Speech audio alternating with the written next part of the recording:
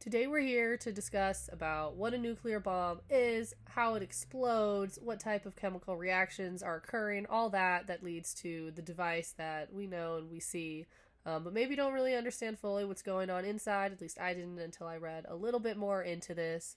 So to start, a nuclear bomb is a bomb that is exploding due to internal nuclear reactions.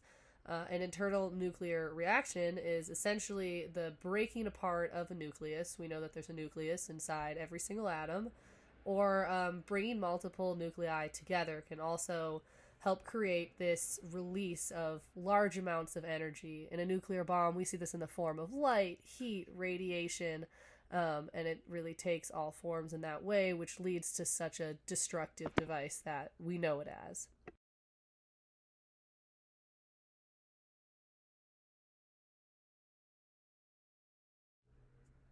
So I figure a good starting point to understand the explosions that are happening inside a nuclear bomb is understanding what's inside of the nuclear bomb.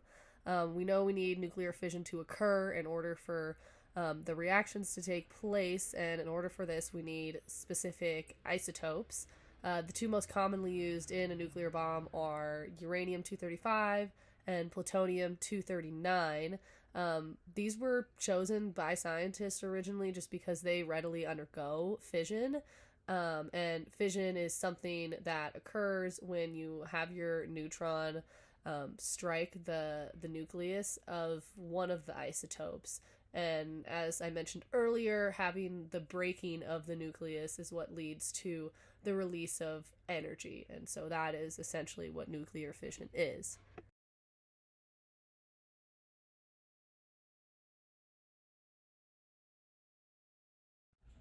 So here in the top left, I've inserted a diagram that can help us visually understand a little bit more about what I'm talking about.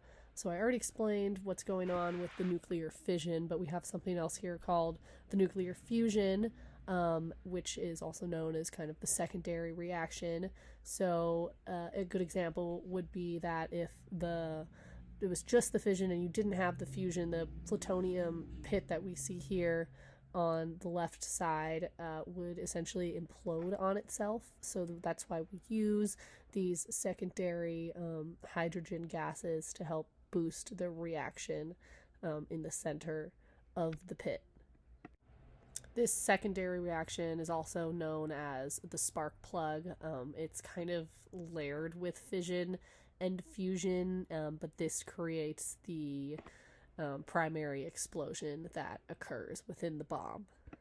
And then we see the same thing in the second pit containing the uranium with the lithium as the fusion fuel. The fusion here will release the neutrons, and these neutrons will hit the inside layer here of the uranium, since we see that it's kind of layered with the outer shell, the inner one, and then that center pit. And when that pit gets hit, that's when the fission will occur, and this explosion right here counts for like over half of the total weapons explosive yield.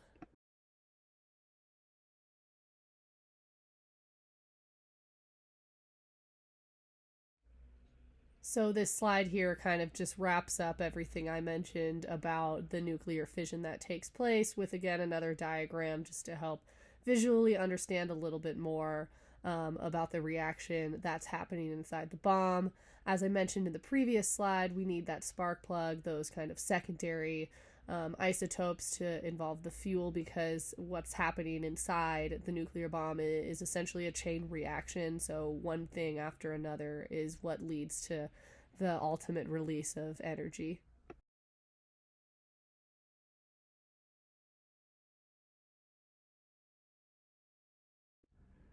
So, in order for us to have this nuclear fission that's happening internally, first we need something to create this reaction. Most commonly, these bombs are kind of lined with explosives on the outer shell of the bomb, and these are then ignited, and this will release a shock wave that will essentially cause the plutonium uranium inside to compress itself and implode, leading to its actual explosion. And this whole process only takes about 10 seconds. So, when this blast initially occurs, we see almost a complete elimination of everyone and everything within the site of the explosion.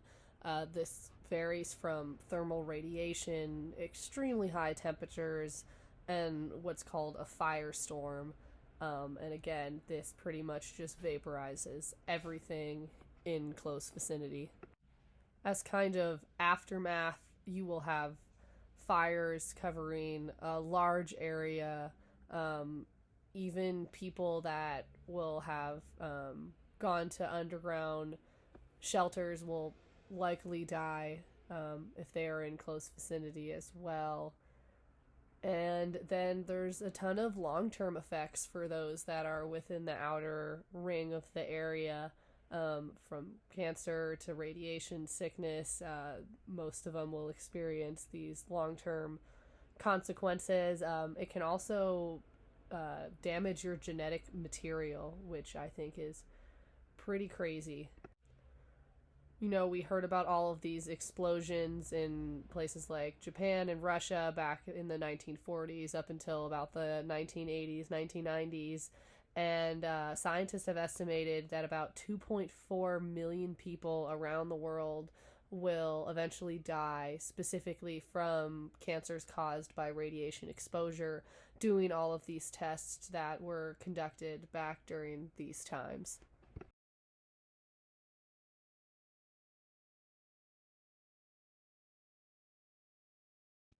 So, something I think the majority of us are pretty well aware of is that nuclear explosions lead to almost a chain reaction of their own of environmental issues. Immediately, I mean, radiation is spread through the air for miles and miles and miles, and this has those long term effects that we talked about that can happen in humans.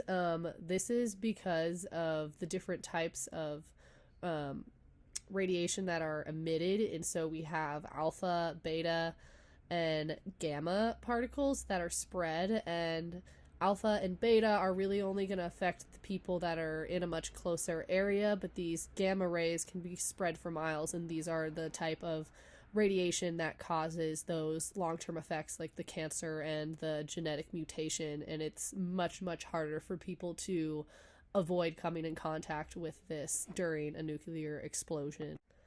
Until the process of radioactive decay starts occurring, we will find radiation in the environment for, I mean, thousands of years. The very famous explosion in Chernobyl that happened in Russia, scientists have estimated that it would be over 20,000 years before that land would be able to be inhabited again by humans, just because of the way that it leached into the soil and the ground.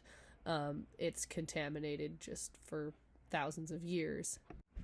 So, as mentioned, the way to get rid of this nuclear waste is through the process of radioactive decay, and this is when the radiation molecules are able to transform into a decay product. These new decay atoms will continue to kind of half themselves into new decay products over and over again until they're able to reach a stable state and are no longer considered radioactive. And so scientists use this method of radioactive decay, figuring out the half life of these nuclear atoms, to estimate when the environment where the explosion happened would be safe to live again. And this we refer to as the decay chain.